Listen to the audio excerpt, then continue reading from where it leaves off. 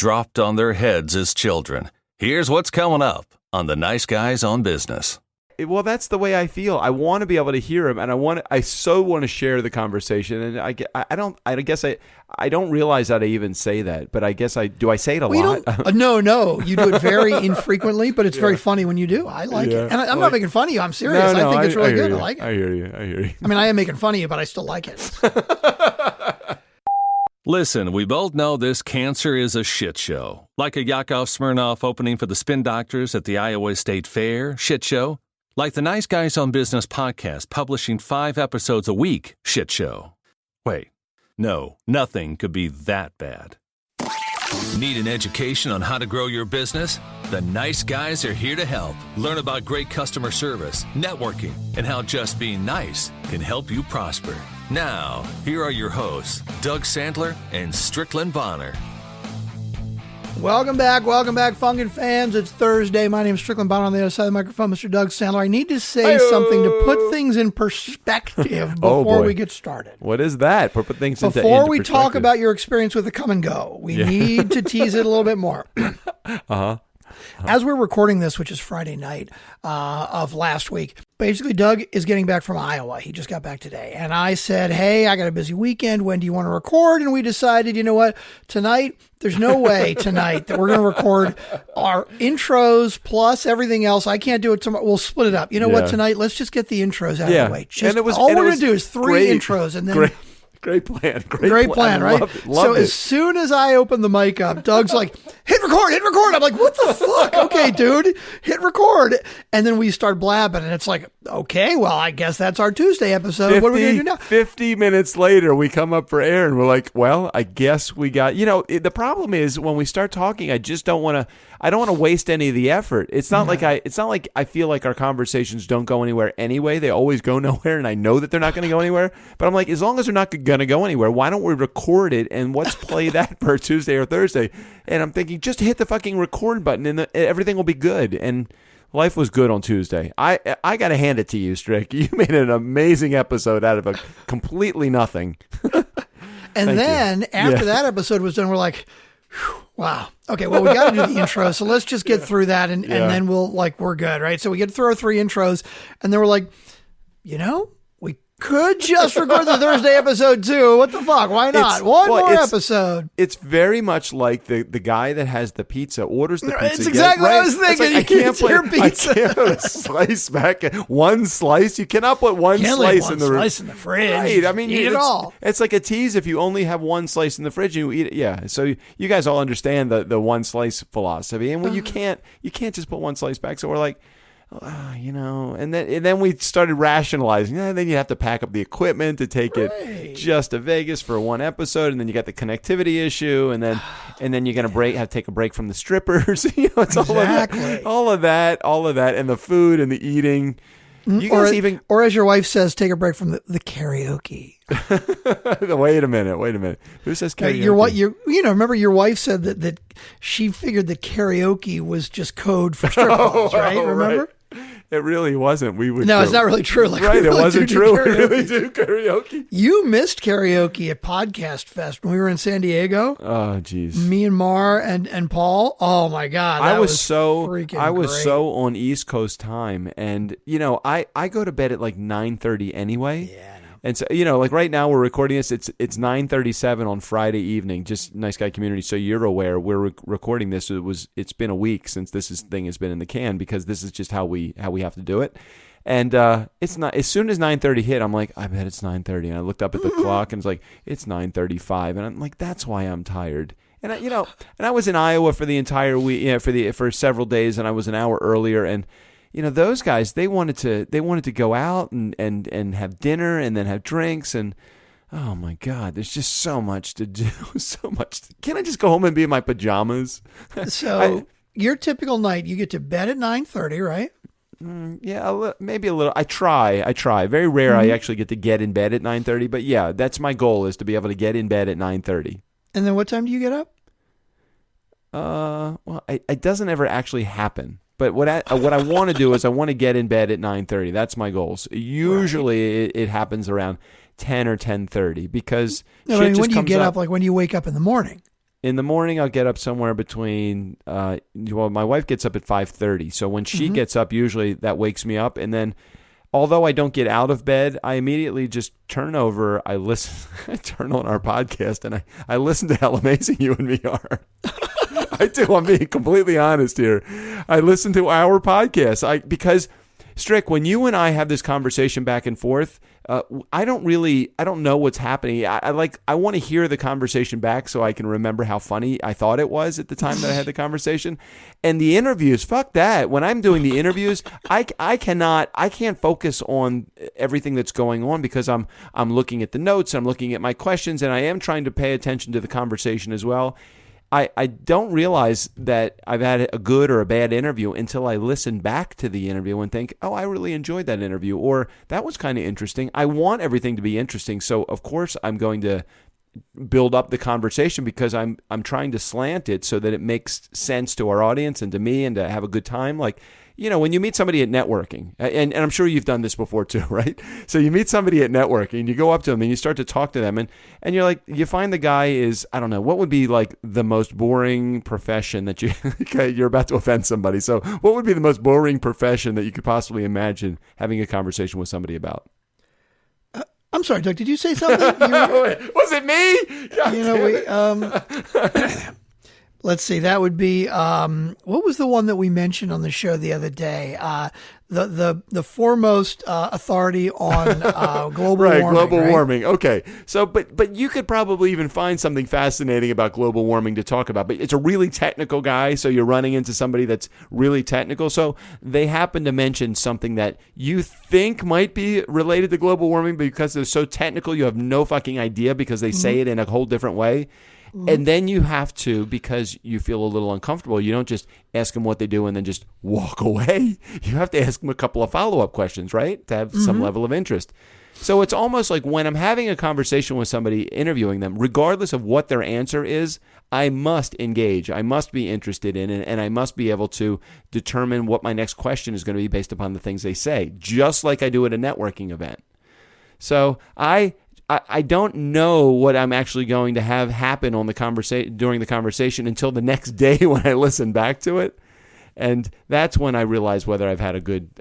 So you asked me what I do in the morning, or what time I get up. It's probably somewhere around 5:30 or 6 o'clock. I turn on. I asked you what time you get up. That was like 10 minutes ago. I'd forgotten. I'm sorry. Oh God. I'm sorry, Doug. You know Dave Grohl from the Foo Fighters? Yeah. Yeah. He did a documentary called Sound City. It was about the studio in LA where a lot of like classic albums were recorded, including Nirvana's first album, or Nirvana's Nevermind. And at one point in the movie, he actually directed it, right? And he is interviewing a guy who was like the technical, like the sound guy at Sound City when he was doing his thing. And this older guy, he's talking all this tech stuff, right? And they're doing a cutaway of Dave Grohl in the studio, and he's like looking and nodding and smiling, right? And the guy's talking tech and rambling, and it cuts back to Dave, and they put a caption underneath Dave where he says, I have no idea what he's talking about. But he's got this totally interested look on his face, right? And then they cut back to the guy, and he's still talking and talking. They cut back to Dave Grohl again, and there's another caption that says, does he know I never graduated high school? Well, it's kind of like that because most of the conversations that I have, I'm completely letting those that are listening to the Tuesdays and Thursdays show, I'm just completely letting you behind the curtain right now. Most of the time, I have no idea what they're talking about. Like everybody's getting very, very technical. Even stuff that it should be right up my zone, right in my alley, in my lane. I'm so focused on making sure it's a great show that the content I don't quite get. And it's really, sometimes it's kind of deep. It's kind of deep. And what would you do? How do you handle that? Nod. What's the line from the Penguins, right? Smile and wave, boys. Smile and wave. So a lot of times I'm smiling and waving. I want to make it interesting, and I'm hoping that I'm not faking it. It's not like I'm faking my interest. I am having a genuine interest in what they are saying, but it's more based upon the enthusiasm of the conversation rather than the content of the conversation. But you know what I like sometimes with your interviews? Uh-oh. when you're really lost, right? Yeah. And let's say it's something interesting. Oh no, yeah. And you're really lost, right? They'll be talking, And you will sometimes jump in with, okay, wait a minute. You know what? I have no idea what you just said. Could you kind of dumb it down for me? Because it sounds really interesting and I want to know more, but you got to dumb it down for me. I love that. Okay, it's honesty. It's good. Well, that's the way I feel. I want to be able to hear him, and I so want to share the conversation. And I guess I don't realize that I even say that, but I guess do. I say it a lot. No, you do it very infrequently, but it's very funny when you do. I like it, and I'm not making fun of you. I'm serious. I think it's really good. I like it. I hear you. I mean, I am making fun of you, but I still like it. Well, thanks. So are we going to get to the, we can't get to your experience with the come and go yet because we have another voicemail from Jared. Oh, okay.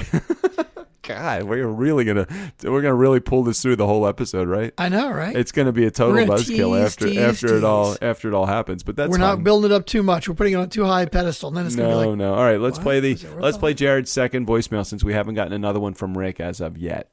Okay, here we go, Jared. By the way, I do like this Strick. one. Hey, Doug. It's Jared.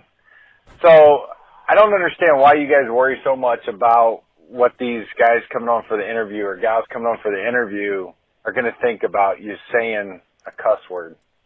Who gives a fuck? Isn't one of your 62 pages of your pre-interview quiz, doesn't that tell them to listen to the show? You'd think they would know that you're probably going to slip one in there. Oh, wait, that's Randy's reply. Randy sent back like 62 pages. Never mind. Anyways, your interview questions. They know. If they don't like it, they don't need to be on there to be interviewed. We don't want to hear them anyways. Tell them to deal with it. Nice, guys. Dude, he got cut fucking off. Power to the people right there. You see, Funkin' fans, you could learn a little something from Jared because this is what we've been talking about. We're like, we want to hear the good. We want to hear the bad. What do you like? What don't you like? What do you agree with? What don't you agree with? If there's something you don't agree with, want to hear it too. But Jared is like, you know what?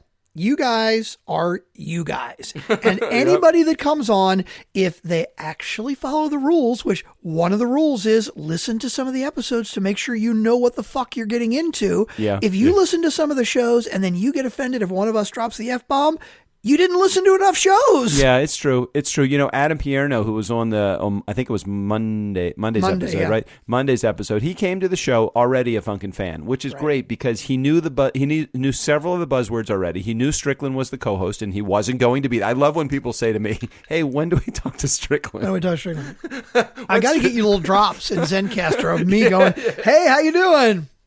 And wow, that's so interesting. Tell me more. Hey, thanks for being on. It was really interesting. Yeah, you just need recordings of me saying those things. Strick doesn't say much. Yeah, I'll just throw those drops in every once in a while. That's what a great. We've talked about it, but we haven't actually done it yet. We haven't done it yet. But Kim Tracy over at the Maxwell James Agency does a really good job. She has about 10 or 12 speakers that are on her roster, her speaker lineup, and a bunch of them have already come our way. And she does a great job of preparing everybody. And one of the things she says is, you've got to listen to a show. Because if you're not listening, at least that's my impression, because if she's not saying that, they're listening to the show because they're following, I guess, the nice guy rules. But nobody does. Nobody does. And oftentimes it's very challenging. I think I even asked Adam during the interview. I don't know if you've edited that one yet, Strick. I know it's already past them, but by the time we're recording, Adam Pierno, right? Yeah. Yeah, it's done. I do ask him the interview, the invitation question. That is one that only Lou Diamond has gotten correct. And you know what's funny? Actually, I wanted to mention this on Tuesday, so we're going to put off another 5 minutes, at least your experience with Come and Go. I don't blame Adam for that. So you did ask Adam the question, if you got an invite to a party, what would you prefer for the dress code to be? Now, the nice guy super secret answer is tutu optional, right? Right. But we don't talk about it enough. No. It's tough, really. It's like, I mean, we will go weeks and weeks and weeks without saying it. So I totally don't blame Adam for not getting that. I don't think he was like a fake Funkin' fan, like he doesn't really listen. No, we just don't talk about it enough. We need to mention it. Funkin' fans, if you ever are being interviewed on the show and Doug asks the question, hey, if you got an invite in the mail and for a party, what would you want the dress to be? The super secret answer, if you're a real nice guy Funkin' fan, is tutu optional. Yes. So Adam, this was not dogging you for not getting that. We have not mentioned it enough. Right. Just somewhere in the back recesses of my mind, I'm thinking, I'm going to ask him the question. I'd love to just know. I know he's passed the test already. I know that he's a listener to the show. He's mentioned Strickland already. He's mentioned a bunch of things that he mentioned the code word. I'm not even going to mention the code word that we're not going to say. Right. Well, it's funny. Early on, like maybe 5-8 minutes into the interview, right? He's casual, obviously, and kind of funny guy. And I think he dropped the F-bomb or something. Yeah. And if I remember correctly, like you reacted to something and Adam was like, dude, I told you I'm a listener. I know what I'm getting into. If I'm talking to a Catholic nun on her nunnery podcast, I'm going to play a different part. I'm obviously going to watch my language and I'm just going to communicate. I'm going to say the same thing, right? It's not like I'm going to lie. I'm going to say the same thing. I'm just going to say it in a different way. But dude, I know your show and this is how you communicate with your listeners. And so I'm cool. I'm on board. So hats off to not only Adam Pierno but for Jared for leaving that message. We completely agree with you, Jared. We just never vocalize it. We just never really talk about whether we many times say, well, will the guest be offended? Should we maybe even just drop it out of our In fact, I think tomorrow I'm going to say that. Wait a minute, we got Sandra Lewis is the interview tomorrow. Yeah. You know what? That'll be the last time. I may drop the F-bomb tomorrow, and Sandra was a little more straight. She was definitely more straight. But again, people know what we get into. They have to. We've given them fair warning to know what. So maybe we just shouldn't even say that anymore. We shouldn't say what? Hey, should I clean it up because? Yeah. I agree. You're right, because you have set it up perfectly. Your questionnaire before you even interview somebody says, here's what you got to do. And if they lie and they don't listen to a couple episodes, they've got fair warning. It's their own fault. Got it. Unless the guest comes to me and says, I'm uncomfortable with that, or unless I can sense that this is not the direction that we're going to go, then, in which case, 9 times out of 10, we might say, look, dude, I love you, but it's not a fit. I don't want to interview you. Which is fine. Sorry, Sister Mary. Get the fuck out. Wow. I think we just lost all of our Catholic listeners right there. Oh, geez. Oh, look at that. We had did you sense the technical breakdown right there? I heard you break up right there. What happened? That is God telling us, do not fuck with me. That's what that was. That's funny. Just for like that. That got a little bit scary there for just a moment. Funny. That was weird. Are we ready to get chill to ran your? Up my spine. It's funny on the Tuesday episode, right?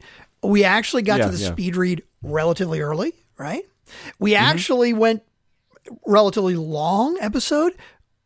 We didn't get to the first topic on the wheel. And I've already spun the wheel. The wheel has been sitting on this topic called my experience with Come and Go for 2 days now. We've been teasing it for 2 days now. Can we finally get to it? Okay. Yeah. Okay. So here's my experience with Come and Go. So I fly into Minneapolis I fly into Iowa City via DC, going to Minneapolis to what the hell? Cedar Rapids is the name of the airport. Planes, did you? No. Sorry.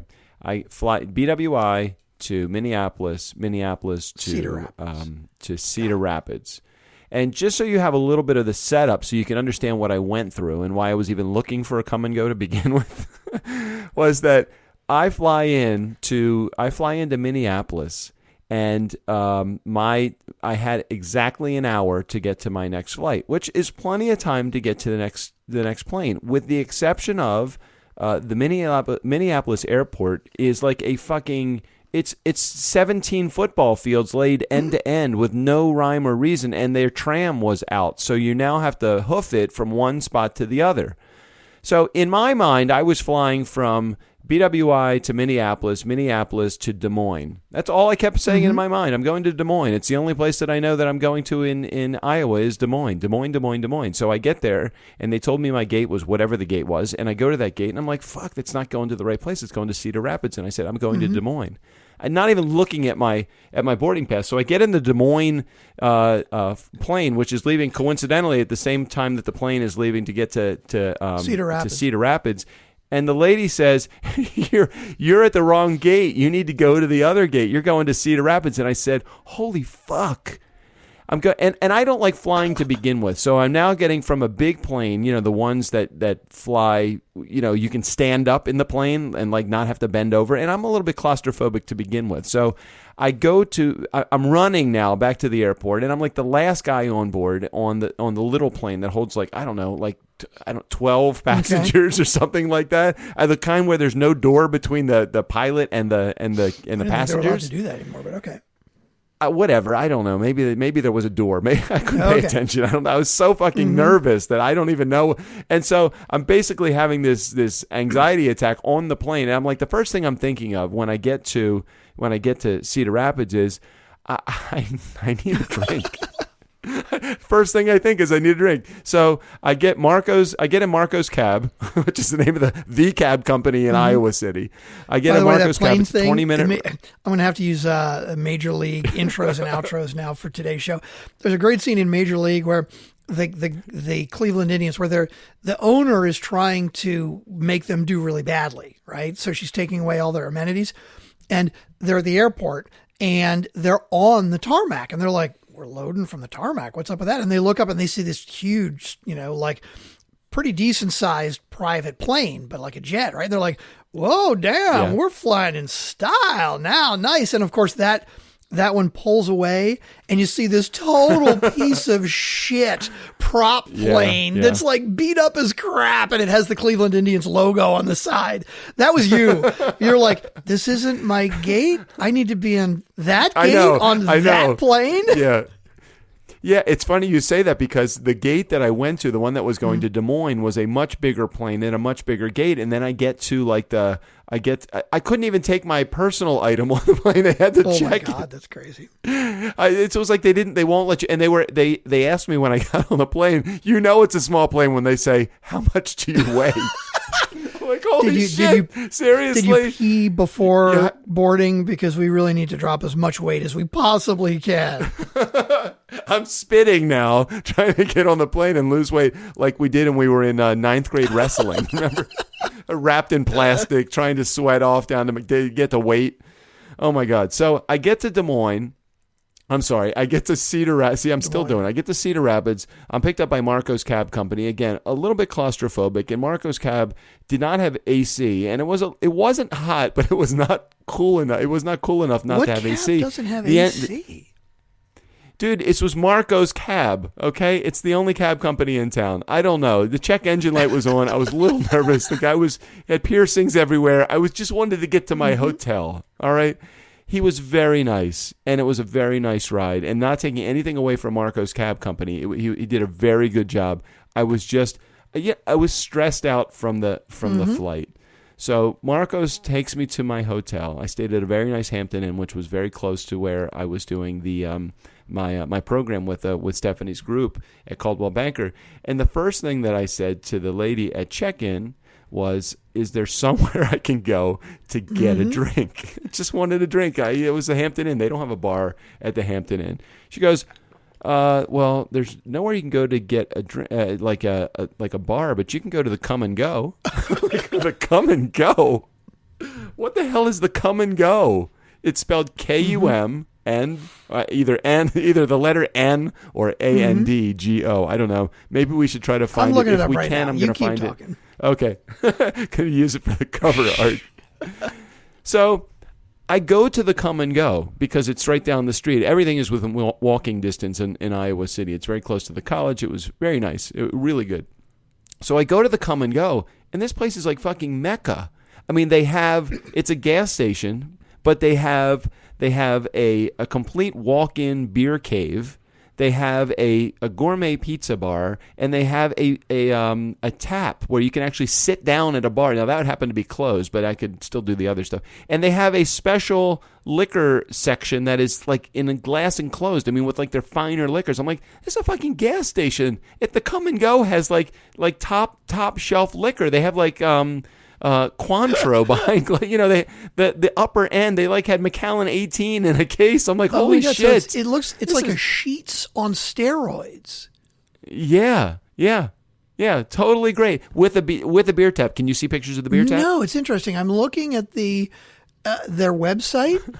There's no liquor. Yeah. But I'm guessing it's probably, different areas of the country, right? Like in Maryland, you can't sell liquor at a beer store. It's only the state stores that can sell liquor. Well, let's see. West Des Moines, Iowa is their headquarters. So let's see it. So let's see. What's really interesting on the when you look for the website, it says "come and go: where and means more." Like, what the fuck does that mean? What does that mean? Here, where and what? Look up "come and go," and the very first thing that comes up in Google. Oh no! It says where and means swag. No. Take a come and go experience home. Find branded gifts, wearables, and collectibles and keepsakes that tell the world how much you love to come and go. That is kind of crazy. No, but if you Google it, if you just say, if you go to Google and you type in kind of a play on words. Come and go on Google. Yeah. Okay, and their website comes up. But before you click on the website, like the header for their website says "come and go, where and means more." Like, what the hell does that mean? I think what that means is where and means. Do you see what I'm saying now? Oh, I don't know what that. Yeah, I do see what does I see that even mean? I don't know. It's okay. I like them though. Where and means more. Where? Right. I know. I'm like trying to think of it, like pronounce it different ways. Like, what am I not getting? And it's not even an ad. It's how their SEO pulls exactly. it. So it's kind of weird. It's like that's like something they're trying to do. I don't know what that means. Come and go. If there's a rep that's out there, let me look at their Twitter following. Let me see if they have a good.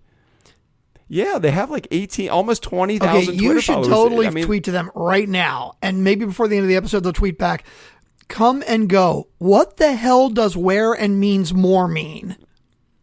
And like you do where and means more in quotes. What does this mean? Okay, let me tweet them. I'll do that right now. Maybe they'll respond before. So what I really like about them, I love a company that doesn't take themselves too seriously. There are two companies, I don't even know if they're still in business anymore, shipping companies, right? And one of them was called Guaranteed Overnight Delivery. And on the side of their trucks, like huge 18-wheelers, right? They would have like these 6-foot tall letters that said God. Like guaranteed overnight that's right. delivery. I remember that. Yeah, I remember that. And then there was that. another competing company that was called Special Express. Maybe it was just called Special Express or something. Express, and sex. It was like sex. But again, they would just put it in huge block letters on the sides of their trucks. Sex. It was great. I love it. Well, have you seen how French Connection UK? Oh yeah, FC UK. That's a good one too. True. FC UK. Yeah, but they make it a cube so that you can't tell the order of the letters. And it's like, well, even when you just do it on a shirt, like that's one of their logos. It's just like a kind of a cute block letter of FC UK. And of course, when you just glance at it, what does it look like? Fuck, right?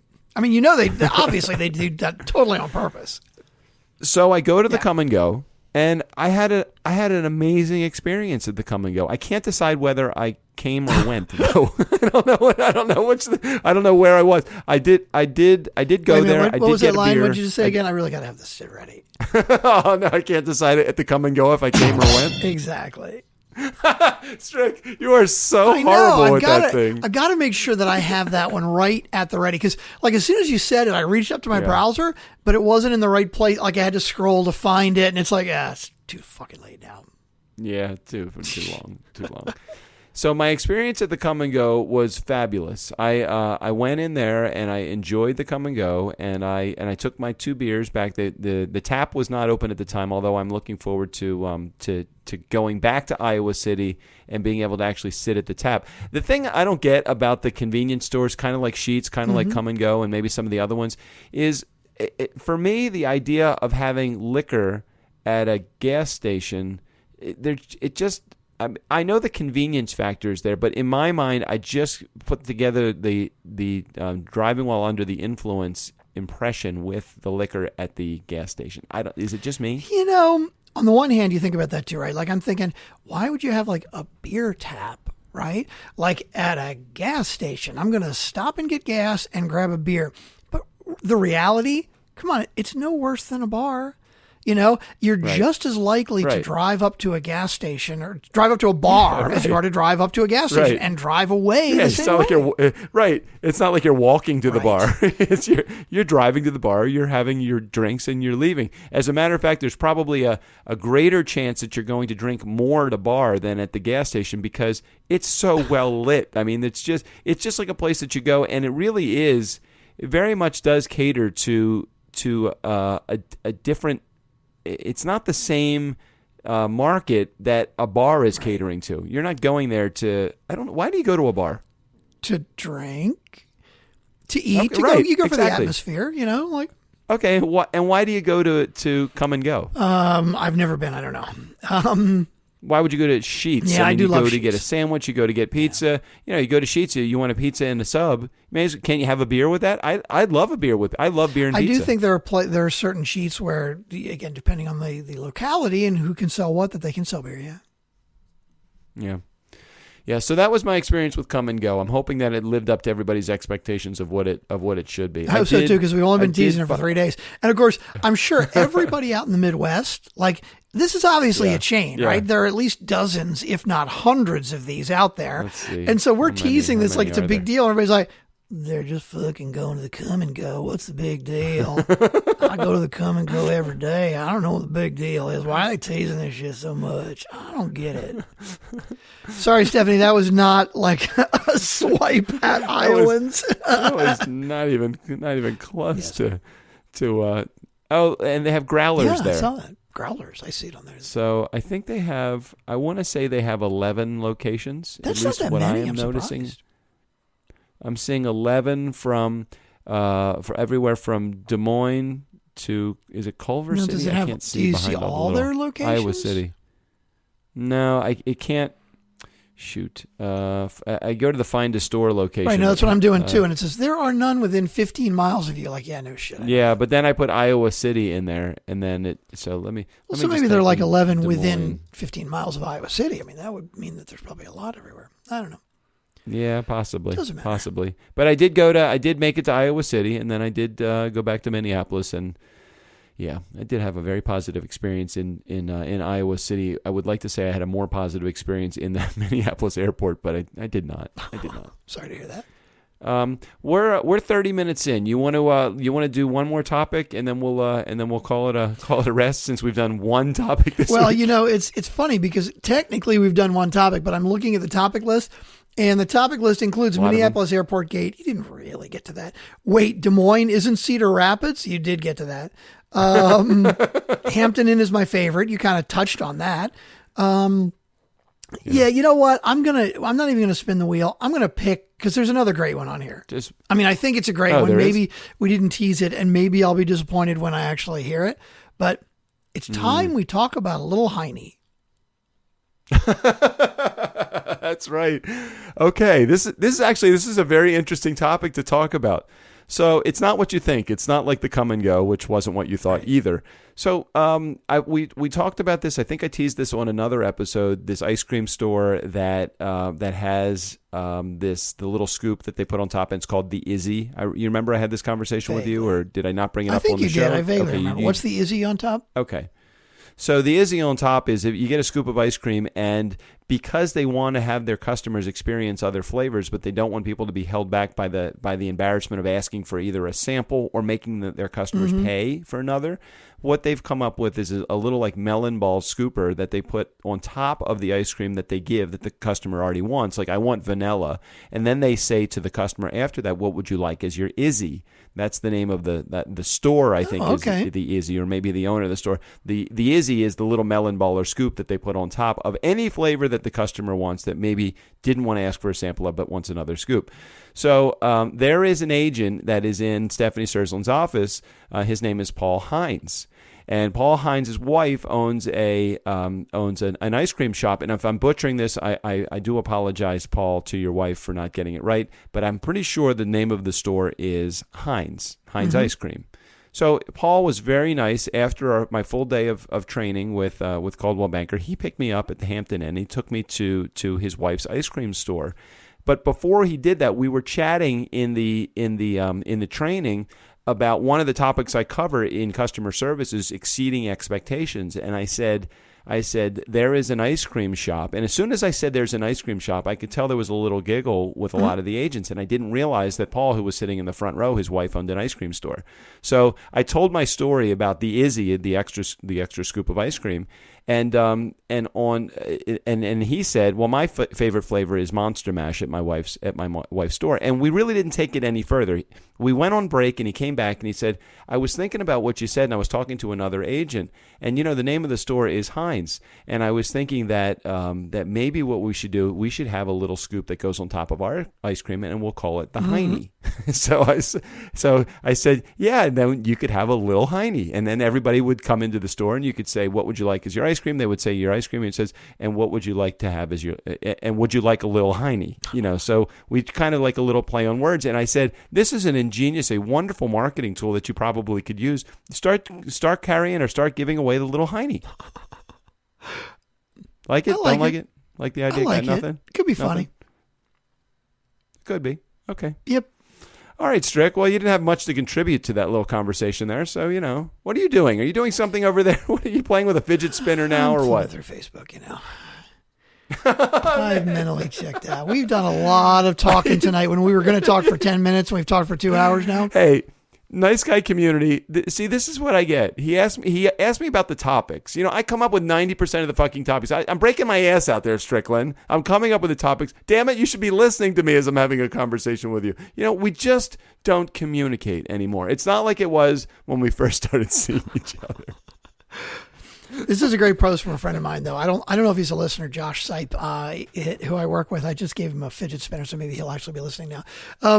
But his Facebook post says, some people say marriage should only be between a man and a woman, but I firmly believe that it should be between any two consenting wage slaves, slowly working themselves to death and having their dreams crumpled up and tossed aside by our capitalist society.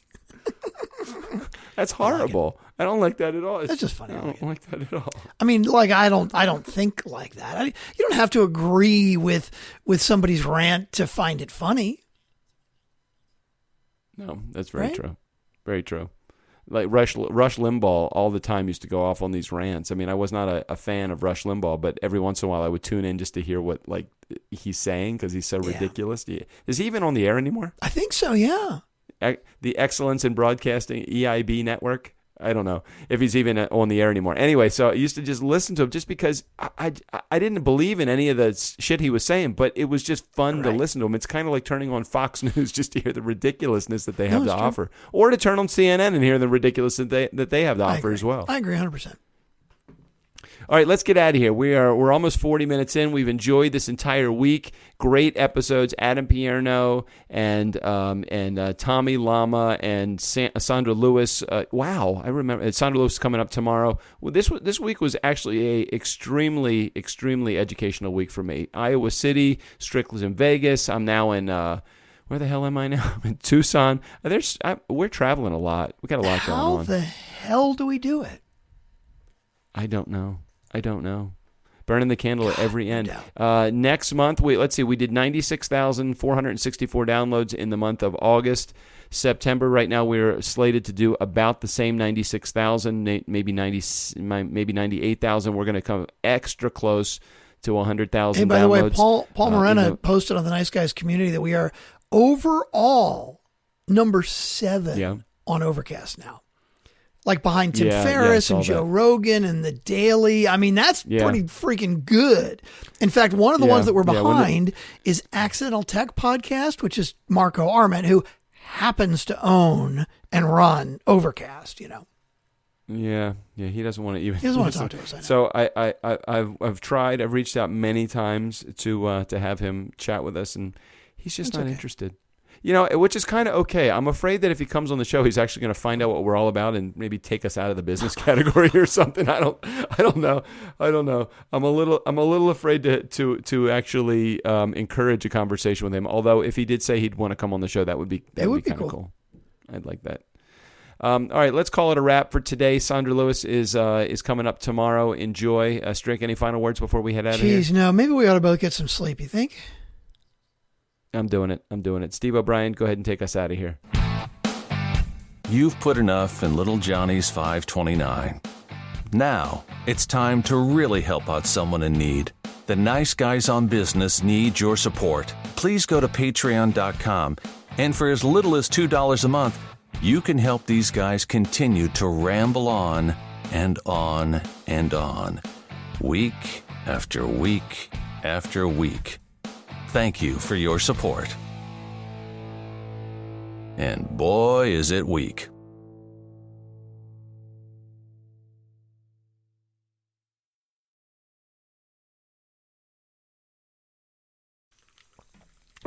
We're ready. What is that? That's my topics wheel. Nice. My fidget spinner against my spit guard, my pop filter. Oh, funny. Okay. We ready? Do it.